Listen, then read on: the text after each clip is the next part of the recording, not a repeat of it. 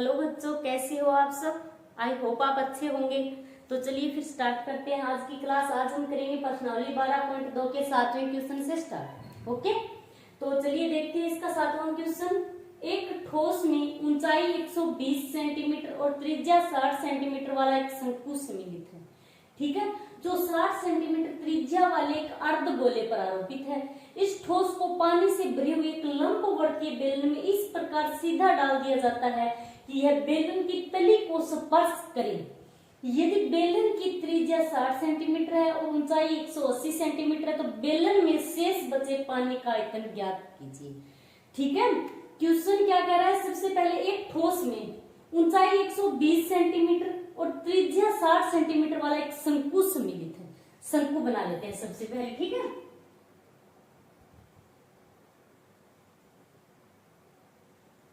ये एक शंकु बना लिया हमने। अब क्वेश्चन क्या कहता है कि इसकी ऊंचाई तो 120 सेंटीमीटर है।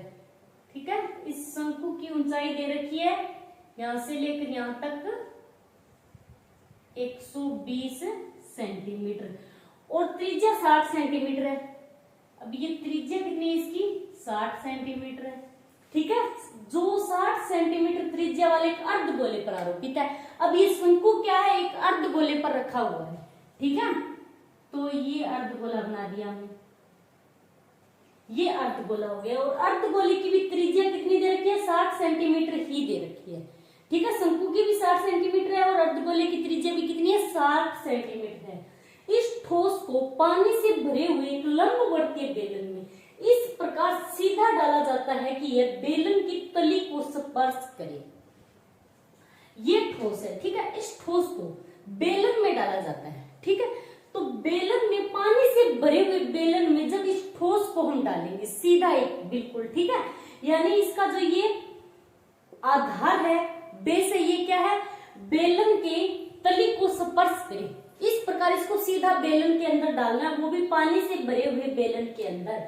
यदि बेलन की त्रिज्या दे रखी है 60 सेंटीमीटर और ऊंचाई 180 सेंटीमीटर तो बेलन में शेष बचे पानी का आयतन ज्ञात कीजिए।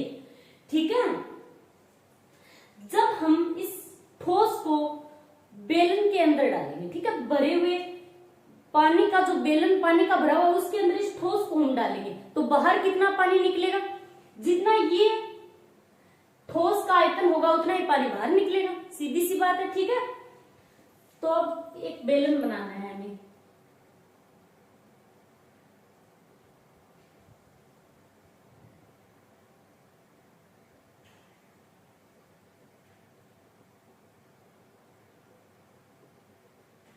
ये एक बेलन बना दिया।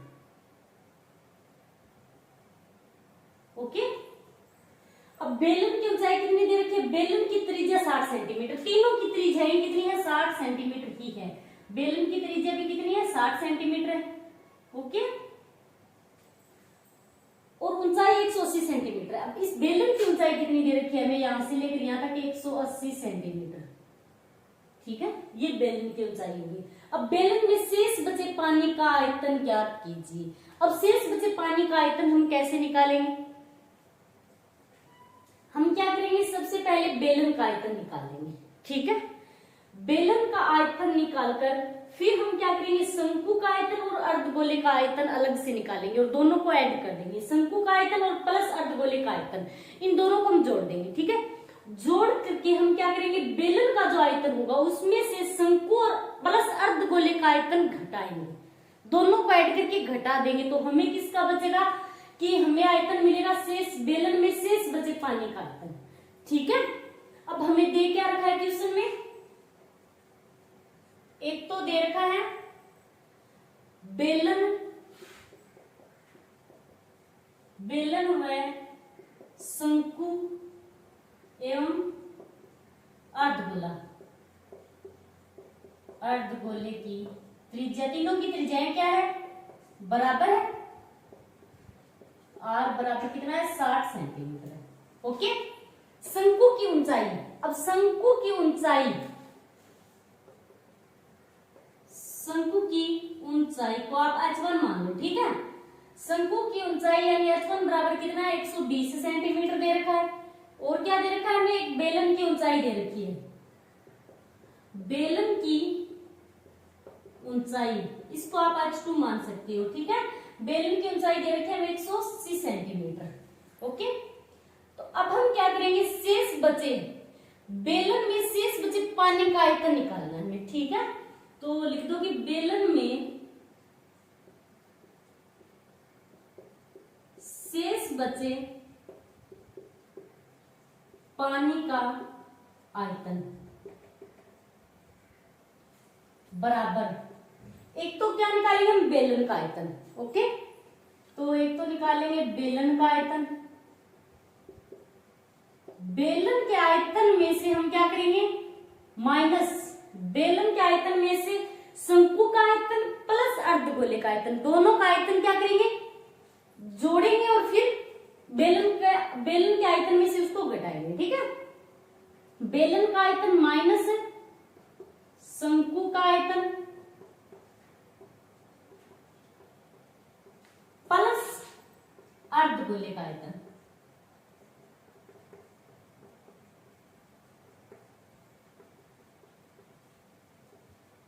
ठीक है, आप चाहो तो अलग कर सकते हो, बेलन का आयतन पहले के लिए बेलन का आयतन निकालो, फिर शंकु का आयतन और प्लस अर्धगोले का आयतन निकाल लो, और फिर इसमें से बेलन के आयतन में से आप इन दोनों के आयतन को घटा दो, ऐसे भी कर सकते हो, ठीक है।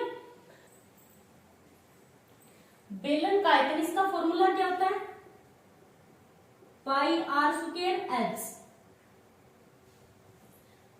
बेलन की ऊंचाई को हम किससे प्रदर्शित करेंगे, h2 से, ठीक है। माइनस है तो माइनस लगा दो। शंकु का आयतन निकालने का फॉर्मूला क्या होता है, 1/3 पाई आर स्क्वायर एच, ठीक है। इसके h को h1 से प्लस अर्धगोले का आयतन, अर्धगोले का आयतन क्या होता है, 2/3 पाई आर की क्यूब, ठीक है। अब इसका कोष्टक टाइम, तो ये प्लस का चिन्ह जो है ये किसका हो जाएगा, माइनस का, pi R square h2 minus 1/3 pi R square h1। अब ये प्लस का है तो माइनस से गुणा कराएंगे तो किसका हो जाएगा, माइनस का, तो माइनस 2/3 पाई आर की क्यूब। आ रहा है समझ में। अब कॉमन क्या है इसमें, पाई आर कॉमन है, पाई आर कॉमन है, तो एक काम करो आप पाई आर को कॉमन ले लो, पाई आर हमने कॉमन ले लिया। अब अंदर क्या बचा है, पाई आर कॉमन ले लिया, पाई आर स्क्वायर ले सकते हैं हम कॉमन, ठीक है, सभी में है स्क्वायर, तो पाई आर स्क्वायर कॉमन ले लिया, अंदर क्या बचा इसमें से, तो h2 माइनस 1/3 h1 फिर माइनस 2/3 r, यही बचा, ठीक है। अब पाई का मान 22/7 इंटू में आर स्क्वायर, आर त्रिज्या कितनी है, सभी की त्रिज्याएं 60 सेंटीमीटर है, तो 60 की स्क्वायर 60 इंटू 60, h2 कितना है 180, तो 180 माइनस 1/3 h1 है 120, तो लिख दो इंटू में 120 माइनस 2/3 इंटू में r, तो r कितना है 60। ओके, जो कट रहा है वो काट दो आप, 3 चौक 12 40 3 दूनी 6, यही बचा है, और ये कुछ कट नहीं रहा, तो इसको तो आप गुणा करवा दो, कितना आएगा 22, ये तो हो गया 22 इंटू में 3600, ठीक है, बटे 7, और अब ये अंदर क्या बचा है 180 माइनस 40 फिर माइनस 20 को 2 से गुणा करवाएंगे तो 40, यही बचा है। अब हम क्या करेंगे, ये 180 माइनस 40 और माइनस 40 कितने हो गए -80, तो 22 इंटू में 3600 बटे में 7 है, ठीक है। अब 180 इंटू में 180 माइनस 80 -40 और -40 क्या हो गए माइनस के 80। अब 180 में से हम 80 को घटाएंगे तो क्या आएगा 22 इंटू में 3600 बटे में 7 है इंटू में क्या बचेगा अब 100। ठीक है, अब ऊपर वाले को गुणा करवा दो तो कितना आएगा गुणा करवाने पर। चलिए हम ऊपर लिख लेते हैं। ठीक है, ये साफ कर रही हूं, थोड़ी सी जगह बनानी पड़ेगी। ठीक है, अब ये कितना हो गया 22 इंटू 3600 इंटू में 100 और बटे में 7। तो 22 को 36 को 22 से गुणा करवा दो। ठीक है, कितना आएगा 792। 792 आएगा। शून्य कितने 4 शून्य तो 4 शून्य लगा दो बटे में क्या है 7। ओके, अब इसमें हम 7 का भाग लगाएंगे तो भाग लगाएंगे तो भाग लगाने पर कितना आएगा 8.57 सेंटीमीटर की क्यूब। आप लोग करके देख लेना अच्छे से। ठीक है, इसमें हम भाग लगाएंगे तो ये आएगा। ठीक है, अब ये सेंटीमीटर में दे रखा है। ओके, और हमें बुक में आंसर किस में दे रखा है मीटर क्यूब में दे रखा है, तो हम इसको मीटर क्यूब में कन्वर्ट करेंगे। तो कैसे करेंगे, जब भी हम सेंटीमीटर को मीटर में बदलते हैं, ठीक है, तो 100 का भाग लगाते हैं। ठीक है, कितने का 100 का। और अब ये सेंटीमीटर की क्यूब है तो इसको हम मीटर क्यूब में बदलेंगे तो 100 की क्यूब का भाग लगा देंगे। ये ठीक है, 100 की क्यूब मतलब 100 इंटू 100 इंटू 100 तो कितने शून्य हो गए 6 शून्य हो गए। ठीक है, यानी 10 लाख।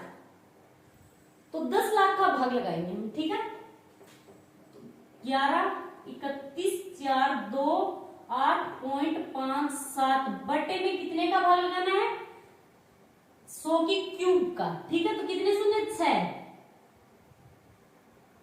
अब ये कितने हो गए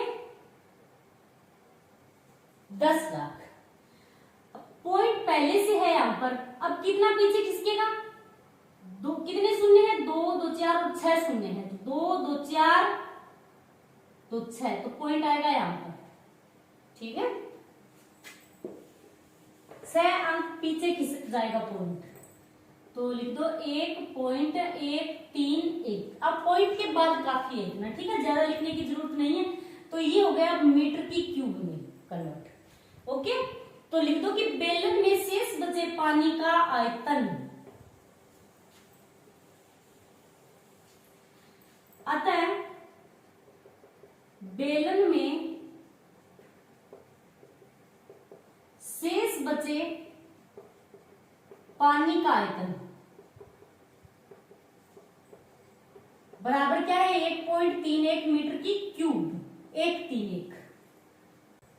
ठीक है, तो ये हो गया हमारा 7वां क्वेश्चन। ओके, सॉरी यहां पर 2 शून्य और लगेंगे। ठीक है, 4 शून्य लगेंगे। ओके, चलिए अब करते हैं इसका 8वां क्वेश्चन। 8वां क्वेश्चन क्या है, एक गोलाकार कांच के बर्तन की एक बेलन के आकार की गर्दन है। क्या दे रखा है कि गोलाकार कांच का बर्तन है कोई और उसकी गर्दन है बेलन के आकार की। ठीक है, जिसकी लंबाई 8 सेंटीमीटर है। चलिए साथ साथ डायग्राम बना लेते हैं। एक गोलाकार कांच का कोई बर्तन है, गोलाकार। ठीक है, तो एक गोलाकार कांच का बर्तन बना लेते हैं। ये कोई गोलाकार कांच का बर्तन है। ठीक है, बर्तन की एक बेलन के आकार की गर्दन है। अब इसकी गर्दन बनानी है बेलन के आकार की, तो ये हो गई बेलन के आकार की गर्दन। ओके, जिसकी लंबाई 8 सेंटीमीटर बेलन की गर्दन की लंबाई दे रखी है हमें ये 8 सेंटीमीटर यहां से लेकर यहां तक, जिसकी लंबाई 8 सेंटीमीटर और व्यास 2 सेंटीमीटर है। इसका व्यास क्या है 2 सेंटीमीटर है। ठीक है, तो अब इसकी त्रिज्या कितनी हो जाएगी 1 सेंटीमीटर। इसका व्यास है 2 सेंटीमीटर, जबकि गोलाकार भाग का व्यास, ये जो गोलाकार भाग है, ठीक है, इसका व्यास देखा 8.5 सेंटीमीटर। ओके, अब ये दिखने में आपको वर्त के जैसा दिख रहा है। ठीक है, बट ये वर्त नहीं है, गोला है। ठीक है, वर्त के जैसा नहीं हो सकता ये। अब हमें इसका व्यास कितना दे रखा है, इस भाग का व्यास 8.5 सेंटीमीटर है, मतलब इसका जो व्यास है वो कितना है 8.5 सेंटीमीटर। ठीक है, इसमें भरे जा सकने वाले पानी की मात्रा मापकर एक बच्चे ने यह ज्ञात किया कि बर्तन का आयतन 345 सेंटीमीटर की क्यूब है। ठीक है, मतलब एक बच्चे ने इसका आयतन निकालकर बताया कि इसका आयतन 345 मीटर की क्यूब है। ओके, अब हम चेक करेंगे कि इसका आयतन कितना है। क्या उस बच्चे ने सही बताया, आयतन सही निकाला या गलत? ओके, तो चलिए करते हैं इस क्वेश्चन को। अब हमें दे क्या रखा है इसमें, एक तो बेलन की ऊंचाई, तो लिख दो कि बेलन की ऊंचाई यानी h बराबर दे रखा है 8 सेंटीमीटर। ओके, और इसका व्यास, बेलन का व्यास 2 सेंटीमीटर है। ठीक है, व्यास 2 सेंटीमीटर है यानी d बराबर 2 सेंटीमीटर है, तो इसकी त्रिज्या कितनी होगी? त्रिज्या यानी 2/2 तो 1 सेंटीमीटर होगी। ये किसकी त्रिज्या? बेलन की त्रिज्या। ठीक है, आप डिटेल से लिख लेना, इसको R1 से लिखते हैं। ठीक है, अब ये तो हो गई बेलन का व्यास, या आप बेलनाकार भाग भी लिख सकते हो। अब लिखते हैं हम गोलाकार भाग का व्यास। अब गोलाकार भाग का व्यास यानी d बराबर दे रखा है 8.5 सेंटीमीटर, तो इसकी त्रिज्या R2 से लिखेंगे हम। ठीक है, अब व्यास तो इसका 8.5 सेंटीमीटर, त्रिज्या कितनी होगी? इसमें 2 का भाग लगा दो, 8.5/2। ठीक है, ये हो गई इसकी त्रिज्या, और कुछ नहीं दे रखा, हमें इतना देखा है। ठीक है, अब हमें इसका आयतन निकालना है। ये जो बर्तन है इसका आयतन निकालना है, और ये बर्तन पानी की मात्रा माप रही है, इसमें पानी भरा हुआ है बर्तन में। ठीक है, तो इसका आयतन निकालेंगे तो हम क्या करेंगे, तो बेलन है इसमें और एक क्या है, गोला है, तो बेलन का आयतन प्लस गोले का आयतन, सिंपल सा है, इन दोनों को ऐड कर दो। तो चलिए करते हैं। बर्तन का आयतन, पानी से भरा हुआ है ना ये, तो पानी से भरे हुए बर्तन का आयतन, पानी से भरे हुए बर्तन का आयतन बराबर एक तो बेलन का आयतन और प्लस में अर्ध गोले का आयतन। ठीक है, बेलन का आयतन प्लस कर दो गोले का आयतन।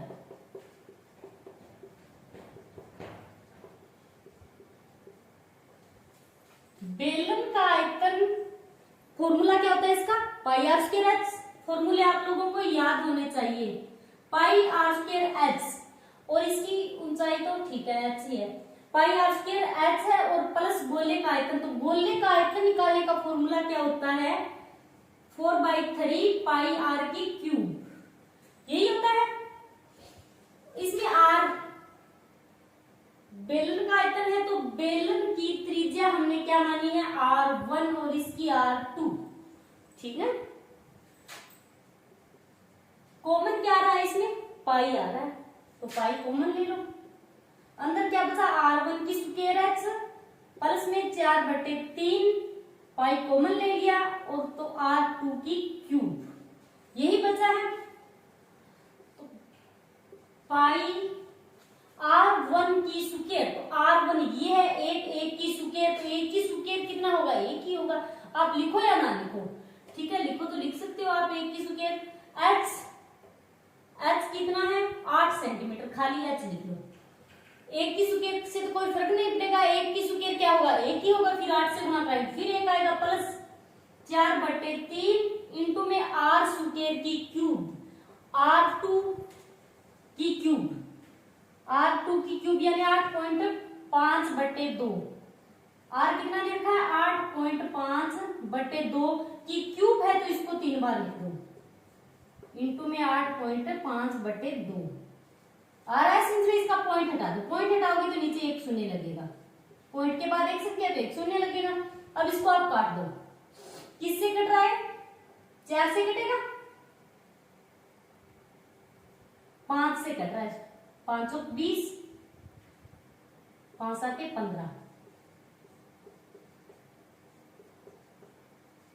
अब ये 1 4 इस 4 से कैंसिल हो जाएगा। ठीक है, अब जो बचा है वो लिख लो। एक तो पाई है, तो पाई का मान हमें कितना लेना है, 3.14 लेना है, ध्यान दे लेना, पाई का मान 3.14 रख लो। अब अंदर क्या बचा है 8 प्लस 17 इंटू में 17 इंटू में 17, ऊपर तो ये बचा है 17 17 17, बटे में 1 4 तो कैंसिल हो गया, 2 4 और 1 3, तो 3 इंटू में 4 इंटू में 4, यही बचा है। ठीक है, अब ये 3.14 को रहने दो एक बार ये। ठीक है, 8 प्लस 17 इंटू 17 इंटू 17, 17 को 17 3 बार 17 17 को गुणा करवाएंगे तो कितना आएगा, 4 9 1 3 आएगा। ओके, और बटे में 4 को 4 से करवाएंगे, 16 को फिर 3 से करवाएंगे तो 48, यही आएगा। आप लोग करके देख लेना भाई। ठीक है, अब हम क्या करेंगे, इसमें 48 का भाग लगाएंगे, 3.14 को रहने दो एक बार, और फिर 8 प्लस में, अब ये कितना 4913, इसमें 48 का हम भाग लगाएंगे तो 48 का भाग लगाने पर आएगा 102.35। ठीक है, आप करके देख लेना अच्छे से। अब इसमें 102.35 में प्लस 8 जोड़ दो।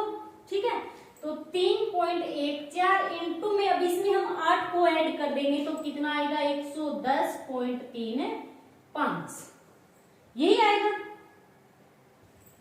अब 110.35 को आप 3.14 से गुणा करवा दो। ठीक है, 110.35 को करवाना है 3.14 से गुणा,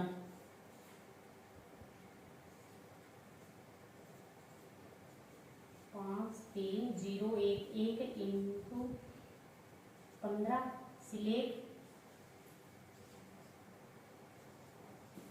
तो ये कितना आएगा, 5 4 9 और फिर 9 4 6 4 3, 2 के बाद पॉइंट, ये पॉइंट और ये दोनों पॉइंट, यानी ये पॉइंट कितनी संख्या के बाद आएगा, 2 और 2 4 संख्या के बाद, तो ये आ गया आंसर हमारा 346.4990 सेंटीमीटर की क्यूब आयतन पूछ रखा है। ठीक है, तो अब लिख दो कि अतः बर्तन में पानी का आयतन